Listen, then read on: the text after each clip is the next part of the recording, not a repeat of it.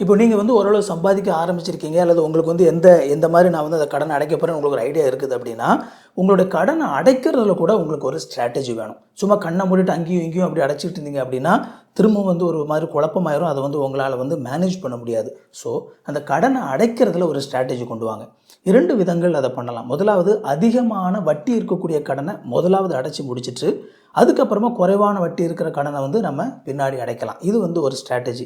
இன்னொன்னு கொஞ்ச கடன், கொஞ்சமா இருக்கும் இல்லையா? அத முதலாவது அடைச்சு முடிச்சுட்டு, அதுலேருந்து பெரிய கடன்களுக்கு அப்படியே அடைச்சுக்கிட்டே போயிட்டுருக்கலாம். இந்த மாதிரி ஏதாவது ஒரு ஸ்ட்ராட்டஜிய ஃபாலோ பண்ணுங்க.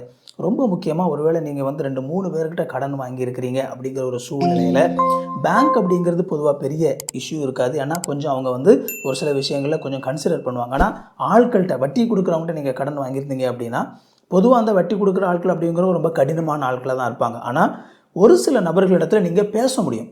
இந்த மாதிரி நீங்க வந்து அவங்ககிட்ட கொஞ்சம் ஒரு ஒரு நெகோஷியேட் பண்ண முடியும். மீன்ஸ் இந்த மாதிரி மத்தவங்க வந்து ரொம்ப கஷ்டப்படுத்துறாங்க. கொஞ்சம் இரக்க குணம் உள்ள ஒருத்தர் இருந்தாங்க அப்படின்னா, அவங்ககிட்ட நீங்க கொஞ்சம் பேசி, "ஐயா நீங்க கொஞ்சம் பொறுத்துக்கோங்க. நான் வந்து முதலாவது இந்த கடன அடைச்சுட்டு, கண்டிப்பா நான் உங்களுக்கு வந்து அந்த கடன அடைக்கிறேன்." அப்படின்னு சொல்லி சொல்லும்போது, அந்த நபர் கடன் உங்களுக்கு கொடுத்திருக்க நபர் அவங்க வந்து கொஞ்சம் இரக்கத்தோட, "சரி பரவாயில்லப்பா, ஒரு 2 வருஷம் கழிச்சு நீ இத எனக்கு குடுத்துரு." அப்படின்னு சொல்லி அவங்க ஒரு டைம் குடுத்தாங்க அப்படின்னா, அதுவும் வந்து உங்களுக்கு கொஞ்சம் உங்கள ஆசுவாசப்படுத்திக் கொள்றதுக்கு உங்களுக்கு ஒரு டைம் கிடைக்கும்.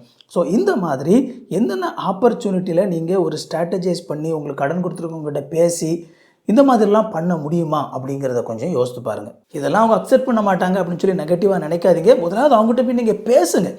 பேசினா தான் அவங்க என்ன மாதிரியான முடிவுக்கு வாராங்க அப்படிங்கிறது உங்களுக்கு தெரியும். அதனால தயவுசெய்து உங்களுடைய கடினமான சூழ்நிலையை உங்களுக்கு கடன் கொடுத்துருக்கிற நபர்கள்ட்ட போய் எக்ஸ்பிளைன் பண்ணுறதுக்கு தயங்காதீங்க.